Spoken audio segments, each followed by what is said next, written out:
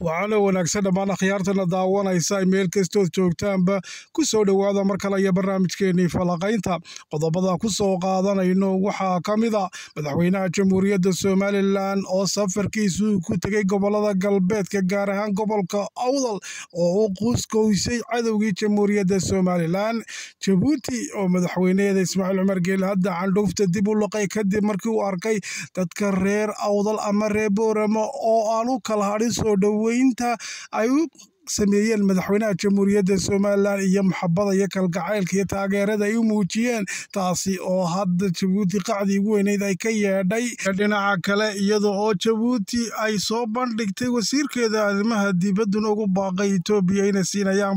marinbadeed iyo deked bilaasha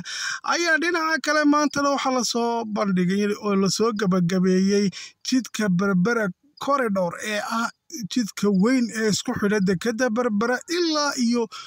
gudaha iyo gobolada gudaha ku jira ilaa iyo addis ababa taxan jidkaasi oo intaasi oo dhan isku xidhaya ayaa hadda lasoo gabagabeeyey oo markaasi u diyaara in howlgalaan dhinaca kale kumanaan kun oo ciidan ah oo ah weliba wejigii koowaad oo ka soo dhammaystirtay ama ka soo qalinjabiyey dugsiyada tababarka ee etoobiya ayaa lagu soo dhoweeyey magaalada wajaale waxaana halkaasi lagu keenay basas waaweyn oo ay etoobiya ku soo gelbisay oo ah nooca caanka ku yihiin markay tababarada siinayaan ciidamadooda etoobiya kaasi oo ciidamada somalilan ay ku soo qaadeen oo ku soo sagootiyeen waxaana hadda la sheegayaa cududa militari ee somalilan inay sii xoogaysanayso iskaashiga etoobiya iyo somalilan uu markaasi yahay mid hadda xoogaystay iyo jabuuti oo isku dayaysa inay boos ka cidhiidhsato oo si uun ay markaasi u kala kaxayso heshiiska somalilan iyo etoobiya iyada oo hadda deked iyo markaa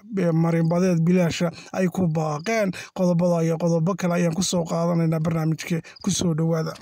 waa hagaag aan ku bilowna barnaamijka madaxweynaha jamhuuriyadda somalilan mudane muuse biixi cabdi iyo wefdi ballaadhan oo uu hogaaminayo ayaa saaka hiirtii hore markaasi u kicitimay dhinaca iyo gobolada galbeedka waxaanu markaasi madaxweynuhu uu ku tegey booqasho gobolka awdal magaala madaxdiisa boorama waxaana lagu arkayay halka kumanaan kun oo qof oo shacab ah oo markaa reer boorama iyo reer awdal oo si qiiraysan oo jibaysan oo maxabo iyo gacayl ka muuqda u soo dhoweynayay madaxweynaha jamhuuriyadda somalilan mudane muuse biixi cabdi waxaana la sheegaya u shicirka loo tuura inay dhulka ku dhacaynin oo meel la kala istaaga laga waayey soo dhoweynta madaxweynaha u sameeyeen reer awdal madaxweyne muuse biixi cabdi ayaa la arkayay muuqaalada laga daawanaya shaashadaha tifiyada isagoo dhex mushaaxaya markaasi oo dhex lugaynaya magaalada boorama oo shacabkiisii reer boorama markaasi dareenkooga la qaadanaya la lugaynaya oo markaasi dhegaysanaya hadalkooga lana markaasi ciyaaraya oo weliba ciyaartii sayliciga ahayd ayuu madaxweyne biixi halkaasi ku ciyaaray oo dadkii markaa reer boorama ee muwaadiniinta reer somalilan uu farxadda kula qaatay waxaanay tani qacdii ugu weyneyd ay ka yeersiisay cadowga jamhuuriyadda somalilan ee kow ka tahay jabuuti iyo markaasi dowladda fadhiidka ee soomaaliya iyo kuwii huwanta ahaa ee oran jiray markaa awdal kama tirsana somalilan iyo awdal baa markaasi kasoo horjeeda ee somalilan iyo way necab yihiin iyo yacni somalilan ka go-aysaa iyo awdal state waxyaabo noocaas ay baraha bulshada shubi jireen waa laba adduunye ayay kala tahay horta runtii marka la eego baraha bulshada waxa ka socday iyo munaafaqadaha laga sameeyo iyo huhaada iyo waaqaca jira marka la eego realityga hore ayaynu tanoo kale bariga ku soo aragnay iyagoo oran jiray car madaxweynuhu burcaa tago ama ceergaabaha tago deedna waa kii tegey moogta ma iminkana waxay shuruud ku xidhayeen lahaayeen car madaxweynuhu balboorama ha tago haddii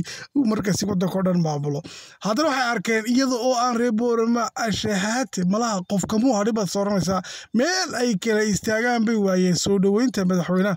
haddaba dadkii baraha bulshada iyagu ku xidhnaa ee waaqaca jira aan war ka haynin ee meelaha qurbahaas ka joogay ayaa ilaahay yaab u keenay iyo weliba kuwii cadowga somalilan ahaayee lagu baadhan jiray somalilan waanu qaybinay iyo de huwan kalkaalka ka dhex shaqaysta somalilan iyo caalamka ee mogta lacagaha kaga guran jiray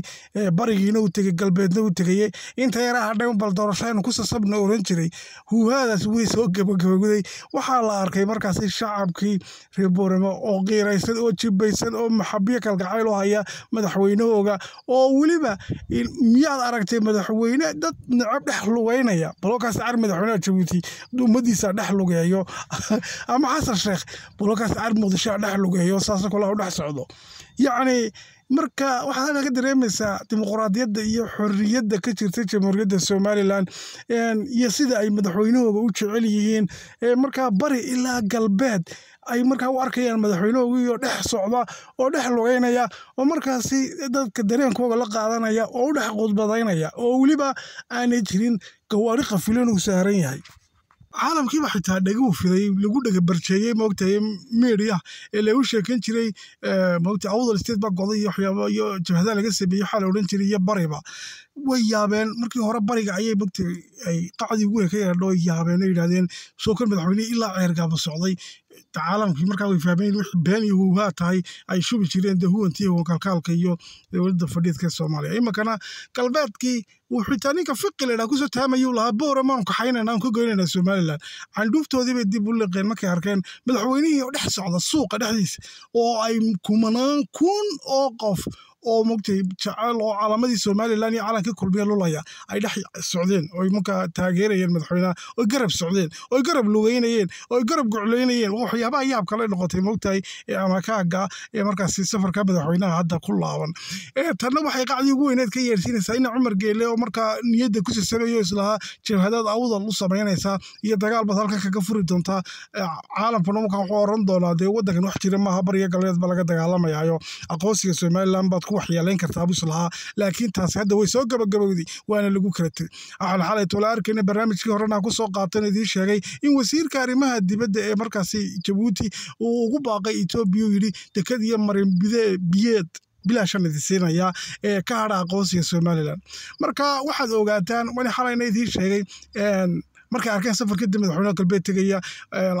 waxa alla lix kale u haray ma jirto marmarsiyo kale u haray Jabuuti ma jirto marka waa ismiidaamin in tiraado bilaash ma ku qaado marbiyoodka iyo badikadaaba qaado oo markaasi jooji aqoonsiga Somaliland bay yiraahdeen laakiin Itoobiya dhag jala qumaysiinin waxa ay soo bandhigtay Jabuuti waxay u aragtaa iska moogtay madadaalo waayo waxay ogtahay wixii ay ku dhigeen Jabuuti ina geelo ku dhigay imaaraadka carabta oo marka dekadii daarool u dhisay inta lacagtii uu ka cunayna geelay marka dambana naga bax ku yiri anaga wadankayga u talinayna oo sidii moogtay ciyaal xaafadkii buu la dhaqmay marka ina geelaha oran kartaa waa iska ciyaal xaafad moogtay marka inuu abiina ku yiraahdo marka dekad iyo marbiyood ba ku siinaya bilaash kaalay waa shuguxii riyaha loo tumi jiray oo kale kale mashruuca waxa bixinaya imaaraadka carabta ayaa Itoobiya maal gelinayo dekada u dhisaya yani marbiyoodka saldhiga u dhisaya oo sida oo kale mashruuca oo dhan wata marka waxay moodayaan Itoobiya kale iska socota imaaraadkuna hore loogu soo qaniinay Jabuuti waxa soo soconayaan u arkaya dhinaca kale waxa maanta la soo gabagabeeyay dhismaha Berbera corridor oo markaas ku xidhaya dekada Berbera ilaa iyo gudaha Addis Ababa gobolada waaweyn ee markaas Itoobiya oo dhan waxa la sheegay markaasi wadada weyn ee hadda ay soo gabagabowday oo markaasi hawlgallada ay ka qayb qaadanayso 70% in soo guurto Itoobiya alaaba ay ka soo dejisanayso markaasi Jabuuti ayaa suurtagal oo Berbera markaasi ay soo wareegto dhinaca kale waxa jirta in wajaala maanta lagu soo dhaweeyay kumanaan kun oo ciidanka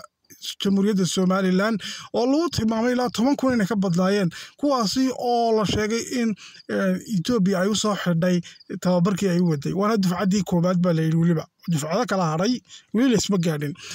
waxaana tani ay markaasi muujinaysaa awoodda military ee jamhuuriyadda Somaliland ee kor u kacday iskaashiga xagga difaaca iyo militariga Itoobiya iyo Somaliland inuu hadda yahay marka mid xoogan oo cadow kasta ka hor yimaada ay marka cagta marinayaan Masar iyo Soomaaliya iyo Jabuuti waxaas hadda soo bahaystay oo huwantiina dabada ku wata ayaa doonaya inay la dagaalamaan aqoonsiga Somaliland wax kale oo Itoobiya u diiday ma jirto waa aqoonsanayno intaas ay isku dilayaan kale maaha soo taa iminka soo bandhigtay